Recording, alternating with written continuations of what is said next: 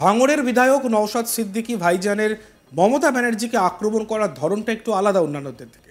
কারণ তিনি 2021 সালে একমাত্র যিনি সংযুক্ত মোর্চা থেকে জয়লাভ করে ভাঙড়ের বিধায়ক হয়েছিলেন। আরজিকর কাণ্ড নিয়ে সবাই মন্তব্য করেছেন এবং আরজিকর কাণ্ডের পর থ্রেড কালচার নিয়েও কিন্তু সবাই মন্তব্য করেছেন। এবার ভাইজান নওশাদ সিদ্দিকী থ্রেড কালচার নিয়ে সরাসরি মুখ্যমন্ত্রী মমতা বন্দ্যোপাধ্যায়কে নিশানা করলেন। তিনি চ্যালেঞ্জ করলেন, অর্থাৎ ভাইজান নওশাদ, ভাঙড়ের বিধায়ক ভাইজান নওশাদের চ্যালেঞ্জ মমতা ব্যানার্জিকে। রাজ্যে থ্রেড কালচার চলছে, কিন্তু এই থ্রেড কালচার বেশি দিন টিকবে না। যারা থ্রেড কালচার চালাচ্ছেন তাদের উদ্দেশ্যে বার্তা দিলেন ভাঙড়ের বিধায়ক ভাইজান নওশাদ সিদ্দিকী। নওশাদ বলেন, প্রশাসনের ক্ষমতাকে কাজে লাগিয়ে যারা থ্রেড কালচার চালাচ্ছেন, কালকে সেই প্রশাসন কিন্তু চাপে পড়ে আপনাকেই অ্যারেস্ট করবে। এ কথা মাথায় রাখুন। শনিবার 28শে সেপ্টেম্বর রঘুনাথগঞ্জে এক কনভেনশনে এসে ভাঙড়ের বিধায়ক নওশাদ সিদ্দিকী এই মন্তব্য করেন। নওশাদ বলেন, আপনি বিরোধী দল করেন, আপনার উপর থ্রেট আসছে। লেদার কোম্পানিতে কাজ করেন, কোম্পানিকে বলছে যদি ওকে কাজ দেওয়া হয় তাহলে কোম্পানি বন্ধ করে দেবো। এই থ্রেট কালচার চলছে, এটা বেশি দিন টিকবে না। আমরা শুনে নিই নওশাদ সিদ্দিকী কি বলছেন। আপনি বিরোধী দল করেন, আপনার উপর থ্রেট আসছে।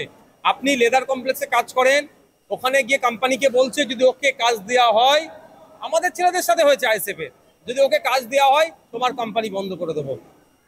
এই থ্রেড কালচার চলছে, এটা বেশি দিন টিকবে না। যারা থ্রেড কালচার চালাচ্ছে তাদের উদ্দেশ্যে বলছি, একটু ভাবুন। আজকে আপনি প্রশাসনের ক্ষমতাকে কাজে লাগিয়ে থ্রেড কালচার চালাচ্ছেন, কালকে সেই প্রশাসন কিন্তু চাপে পড়ে আপনার ঘাড় ধরে আপনাকে অ্যারেস্ট করবে। অন্যদিকে খাস কলকাতায় আইএএস অফিসারের স্ত্রীর উপর শারীরিক নির্যাতনের ঘটনা নিয়েও বুক খুললেন ভাঙড়ের বিধায়ক নওশাদ সিদ্দিকী। শনিবার 28 সেপ্টেম্বর রঘুনাথগঞ্জে এক কনভেনশনে এসে এই মন্তব্য করলেন ভাঙড়ের আইএএস বিধায়ক নওশাদ। তিনি বলেন, আইএএস অফিসারের স্ত্রীর যদি এই অবস্থা হয় তাহলে সাধারণ মানুষের স্ত্রীদের কি অবস্থা হবে? যারা জড়িত তারা তৃণমূল দলের নাম লেখানো কিছু দামাল ছেলে আছে বা নেতার সাঙ্গপাঙ্গরা এই অন্যায় করেছে। ফলে পুলিশের সাহস হচ্ছে না এদেরকে ধরার। কোর্টে গেলে তাবরানি খাচ্ছে। এই পুলিশকে একসময় স্কটল্যান্ড ইয়ার্ডের সঙ্গে তুলনা করা হতো। দুর্ভাগ্যের বিষয়, সেই পুলিশকে আজকের কালীঘাট ইয়ার্ড বলতে হচ্ছে। আমরা শুনে নিই নওশাদ সিদ্দিকী ঠিকই কটাক্ষ করেছেন। ওসি সহ 5 জনের বিরুদ্ধে সিপি স্যারকে নির্দেশ দিয়েছে ব্যবস্থা গ্রহণের জন্য। আইএস যিনি আছেন তার স্ত্রীকে একবার নয় একাধিকবার গান পয়েন্টে বন্দুক। ভাবতে পারছেন, যদি একজন আইএস এর স্ত্রী এইভাবে আজকে অত্যাচারিত হয়, তাহলে সাধারণ মানুষের স্ত্রীর সাথে কি আচরণ করছে, কারা করছে? খোঁজ নিয়ে দেখুন, তৃণমূল দলের নাম লেখানো কিছু দামাল ছেলে আছে বা নেতার সাঙ্গপাঙ্গরাই অন্যায় করেছে। ফলে পুলিশের সাহস হচ্ছে না ওদেরকে ধরার। ফলে কোর্টে যখন যাচ্ছে, কোর্টে তাবরানি খাচ্ছে। আমরা এই পুলিশকে সেই পুলিশ নয়, যে পুলিশকে একটা সময় স্কটল্যান্ড ইয়ার্ডের সাথে তুলনা করা হতো, আজকে দুর্ভাগ্যের বিষয় সেই পুলিশকে আজকে কালীঘাট ইয়ার্ড বলতে হচ্ছে। কলকাতায় প্রায় সব ওয়াকফ সম্পত্তি তৃণমূলের নেতারা দখল করে রেখে দিয়েছে। এরাই আবার ওয়াকফ উদ্ধারের কথা বলবে। অর্থাৎ ওয়াকফ বিল নিয়ে যে বিতর্ক তৈরি হচ্ছে সারা দেশ জুড়ে, এবার সেই বিতর্কে তৃণমূল কংগ্রেসকে আক্রমণ করলেন নওশাদ সিদ্দিকী। রঘুনাথগঞ্জে কনভেনশনে এসে এই মন্তব্য করলেন ভাঙড়ের আইএসএফ বিধায়ক নওশাদ। শনিবার 28শে সেপ্টেম্বর সেই অনুষ্ঠানে যোগ দিয়ে ভাইজান বলেন, যদি ভাবেন তৃণমূল সরকার আছে ওয়াকফের জন্য তারা লড়াই করে নেবে, তাহলে দিবা স্বপ্ন দেখছেন, জেগে স্বপ্ন দেখছেন। আপনার সম্পত্তি আপনাকে লড়ে নিতে হবে। কে তৃণমূল কবে লড়াই করবে ওই ভেবে বসে থাকলে হবে না। কারণ আমরা দেখেছি, যখন পার্লামেন্টে সিএএ পাস হয়েছিল তখন মমতা দিদিরা কা ছি করে ছেড়ে দিয়েছিল। রাজ্যের মুখ্যমন্ত্রী সংখ্যালঘু দরদি, কিন্তু রাজ্যের ওয়াকফ সম্পত্তি বাঁচানোর জন্য এখনো পর্যন্ত কোনো শব্দ পাইনি যে ওয়াকফকে বাঁচাতে হবে। এই মর্মে আমরা আমাদের রাজ্য সরকার থেকে কোনো স্টেটমেন্টও পাইনি। এই ওয়াকফ বিতর্ক নিয়ে ভাঙড়ের বিধায়ক কি বলছেন শুনে নিন।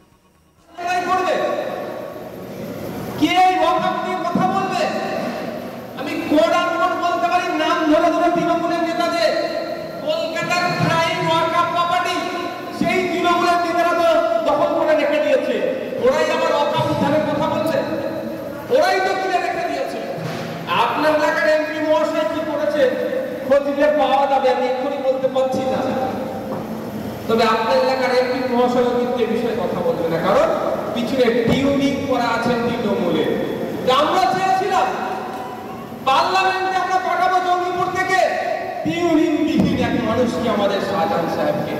তা মানুষ চায়নি, তবে বলে রাখছি একটা কথা, ওই বোবা টিউনিং করা লোকের আমাদের প্রয়োজন নয়। আমাদেরকে ভোটে না দিয়ে পার্লামেন্টে না পাঠাতে পারলো, পার্লামেন্টের বাইরে শাহজাহান সাহেব ওয়াকফের জন্য লড়াই করে। যদি পার্লামেন্টে ভিতরে দিতাম তাহলে ওখানে লড়াই করতো, কিন্তু সেই সুযোগ দেয়নি মানুষ। তাহলে বসে থাকবে না, মানুষের জন্য, সমাজের জন্য পার্লামেন্টের বাইরে আমরা লড়াই করবো। আমাকে ভাঙড়ের মানুষ ভোট দিয়ে পার্লামেন্টে বিধানসভায় পাঠিয়েছিল, বিধানসভায় গিয়ে আমি ওয়াকফের জন্য লড়াই করেছি। আমি প্রশ্ন তুলেছি, এখনো উত্তর দিতে পারেনি মাননীয় মিনিস্টার, যে কত সম্পত্তি ওয়াকফের উদ্ধার করেছে 2011 থেকে এই সময় পর্যন্ত, আর কত সম্পত্তি বিহার হয়েছে। এই মর্মে অনেক প্রশ্ন জমা দিয়ে আছে আমার।